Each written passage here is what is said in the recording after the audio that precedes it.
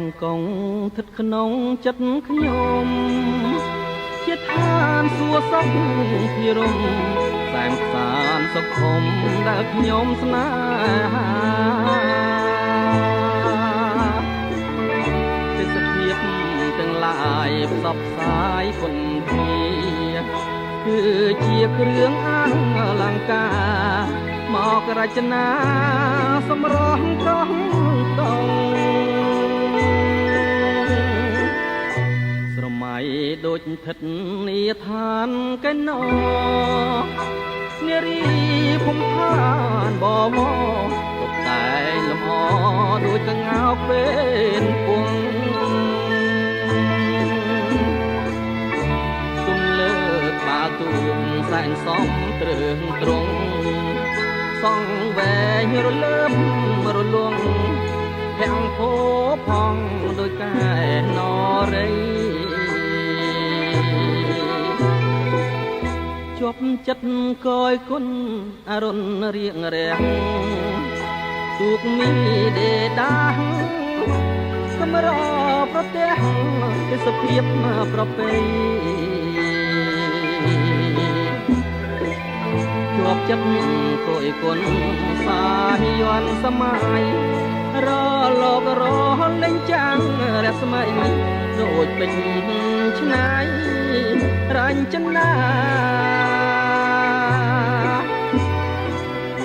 នារីស្លៀងពាំងឆ្លងពណ៌គ្រប់យ៉ាងអង្គុយក្រហមដាមកោងកាងសម្អាតសម្អាងឧទឹកដ៏ថ្លា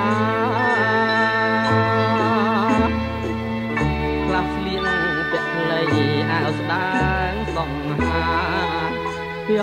ផាត់មកប៉ះកាយាគប់នេត្រាបុប្ផាកងកង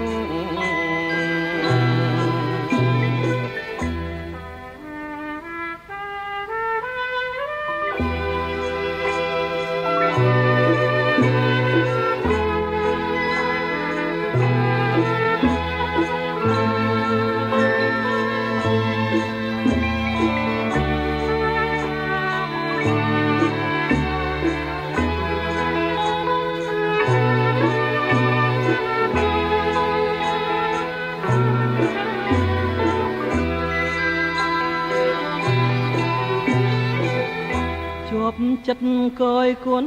អរុនរៀងរាំងទូកមីដេដាសម្រប្រទេសទេសភាពប្រពៃជាប់ចិត្តកយគុណសាយ័នសម័យរលករលេងចាំងរស្មីដូចពេញឆ្នៃរញ្ចនានារីស្លៀកពាំងឆ្លុះពណ៌ក្រុមយ៉ាងអង្គុយក្រហមដាមកោងកាងសម្អាងងូតទឹកដ៏ថ្លាខ្លះស្លៀកពាំងខ្លីអាវស្ដាងសង្ហាភ័យផាត់មកប៉ះកាយាគប់នេត្រាបុប្ផាកងកង